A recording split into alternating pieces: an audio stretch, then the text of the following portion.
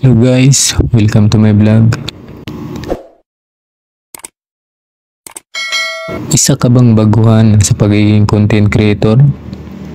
Ano-ano po ba ang dapat gawin bilang isang content creator? Ano-ano po ba ang dapat uunahin upang hindi masasayang ang ating pinagpaguran o pinagpuyatan sa gabi? Sundan nyo lang po ang video ito hanggang matapos upang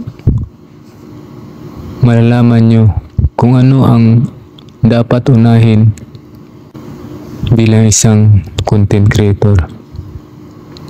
Ganito lang guys. Una, dapat po ma-reach natin yung minimum followers. At ilan ba ang minimum followers na kailangan nating ma-reach? 1K po guys. 1K followers po dapat ma-reach ng isang bagong content creator.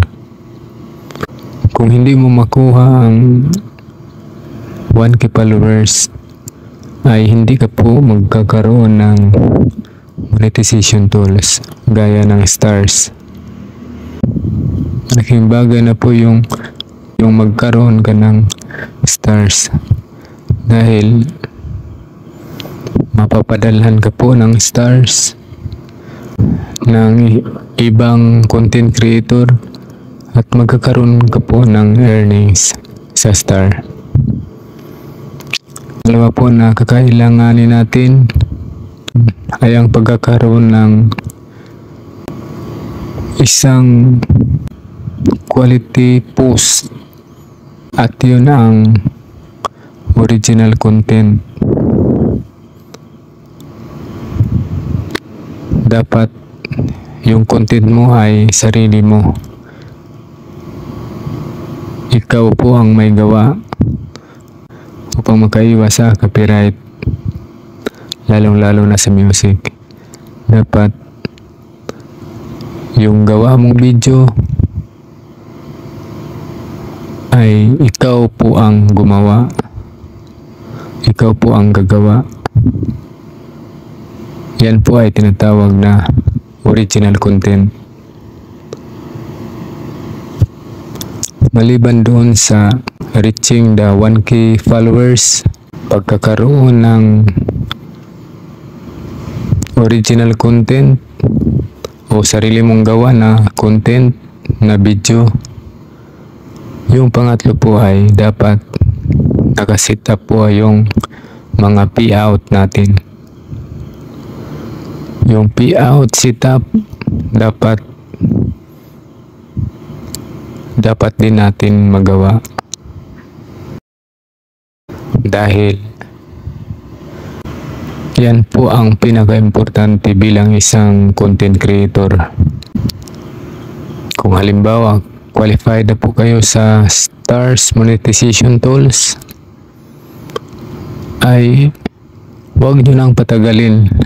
Kung halimbawa magpapadala na si Meta ng notification sa inyo na mag-set up ng inyong mga payout,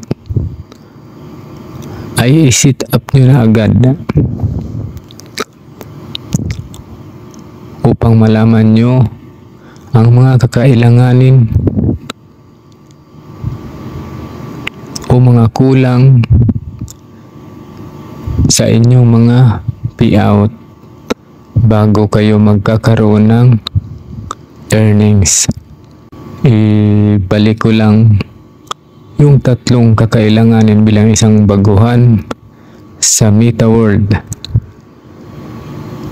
Una, dapat ma-reach ang 1K followers. Pangalawa, dapat yung content mo ay original o sarili mong gawa. Isang video na ikaw ang gumawa.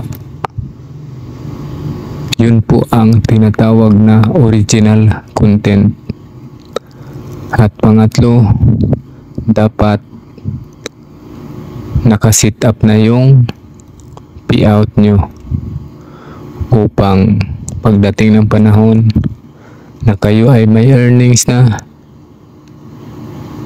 sa Stars man o ads on Reels o in-stream ads o ano pa man, ready na po ang inyong mga payout. At yun lang po muna guys ang may share ko sa inyo. Salamat po guys. Salamat sa Diyos.